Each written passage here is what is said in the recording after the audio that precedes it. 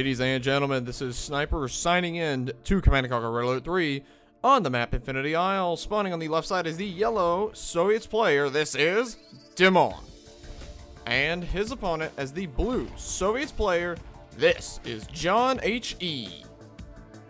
Unfortunately, the map is still not doing quite what I want it to do.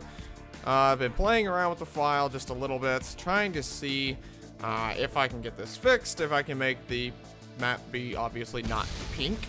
But so far, no luck, so I'll have to go back to the drawing board and try that again, which I will do so immediately after this cast. Hopefully I can get it all squared away, all good to go. So SVS mirror on Infinity Isle, one very possible opener. Here it is, War Factory before second ref. Getting that War Factory online, probably going to be some terror drones or maybe some sickles. Well, based on how quickly that's building, that is most definitely going to be a terror drone.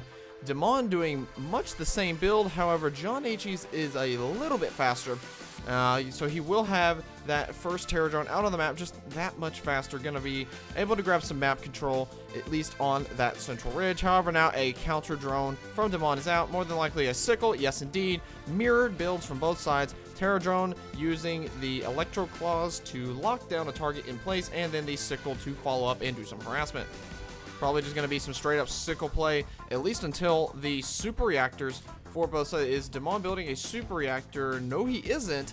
So JonHe is looking to tech up to a super reactor, get his hands on some hammer tanks, and try and throw the ground game in his favor. While Dimon, he's just content with sitting on that T1 Soviet War Factory, going to be getting those hammer tanks not quite as soon as JonHe will be. However, sickles going down for both sides. The terror drone for JonHe did go down, so that is an unfortunate loss. And now Dimon has got a force multiplier. There is absolutely nothing that can be done here. Terror drone surprise, and it's not doing anything, and it just got shredded by those remaining sickles. Now, JonHe did go for that tech upgrade. He has a super reactor, but it looks like it's not actually for the hammer tanks. Gonna be thrown down that airfield. Probably gonna be headed out for some Soviet twin blades. Gonna see if I can. Oh, that's an MCV cell. Okay.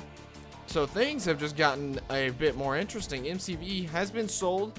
Will that be a twin blade engineer, or will he just send it out onto the water? I doubt he will just send it out into the water.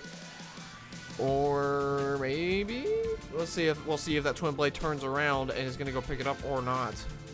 Indeed. Bullfrog's gonna be coming out. Dimon sees this transition coming. That bullfrog though is exceptionally weak. That thing goes down. There is another bullfrog on the way, likely on the MCV move, gonna be going to take a third. Now, if Dimon is able to make this kind of an attack work, then, or if he's able to make this sort of pressure actually work and pay off, then that would be fabulous for him. Already getting one sickle on that harassment, but thanks to that reactive armor, it will be just that much more difficult. But grabbing that third refinery, or what will become a third refinery behind this, is going to be incredibly important after all. JonHe, with that terror drone, trying to do some kind of micro, did manage to take down the bullfrog only after those sacrificing one of his twin blades to get it. So now two sickles remain, but another bullfrog rocks up, and that's the end of that twin blade.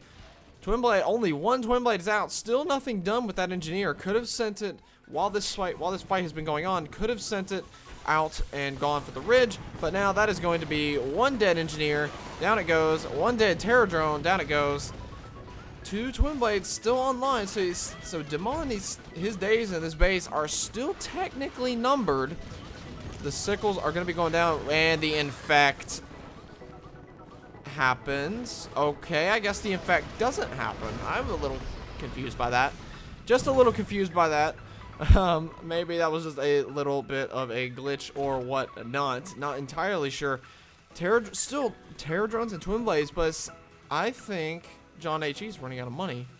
That would not shock me at all if he was running out of money. No oil derrick, still 2 ref versus the 3 ref from Dimon plus the derrick. Dimon is a full, what is that, like every like 5 seconds or so. Math, trying to do math in my head. Maybe like 325 income ish every 5 seconds. I'm kind of guessing on that number there. The combined income from one ore node and the oil derrick, he's that much far ahead every 5 seconds. Take that out. Take that into account. for the per minute income. Dimon is going to be sitting on a very, very nice income advantage, and he's going to use this advantage, I think, right now. Hammer tank coming out, but what's it going to do? One hammer tank by itself, locked down by a terror drone, one terror drone affected by another. Is there any response? There is a single twin blade. There's another twin blade over here trying to do some harassment, but bullfrogs. Bullfrogs are out and about on the map. I really and truly doubt. Honestly, I'm starting to doubt JonHe's chances, but we've seen some miracle comebacks in the past. We'll have to see if one crops up right here, right now.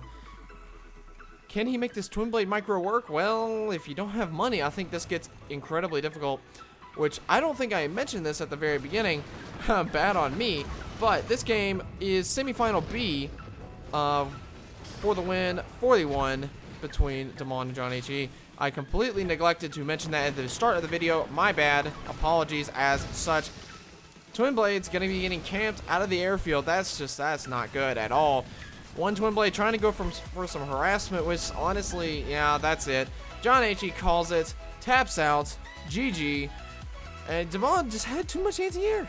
He saw that transition coming, and once John's MCV cell into the airfield was caught by Dimon, I mean, he just instantly bullfrogs in the production queue, boom, already ready to go. And once John recognized that Dimon knew, like basically once once John found out that Dimon knew about his MCV cell airfield, he should have transitioned to something else other than the twin blade play with the airfield, because at that point, then Dimon is he's gonna be, adding units to his army composition to counter twin blades showing up on the map, which of course would be a very unfortunate circumstance for JonHe. And there's that MCV, that ref lead, not an MCV lead, a ref lead.